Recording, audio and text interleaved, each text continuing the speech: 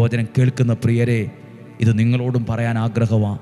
ഇത് നിങ്ങൾ മാത്രമല്ല, അനേകർ അറിയണം. ദൈവവചനത്തിലൂടെ കിട്ടുന്നൊരു ജീവൻ, ദൈവവചനത്തിലൂടെ നിങ്ങൾക്കും എനിക്കും കിട്ടുന്ന ആ വെളിച്ചത്തെ തോൽപ്പിക്കാൻ ഒരു ഇരുട്ടിനും സാധ്യമല്ല, ഒരു പിശാചിനും പറ്റത്തില്ല, ഒരു അന്ധകാര ശക്തിക്കും പറ്റില്ല, ഒരു ശക്തിക്കും പറ്റത്തില്ല.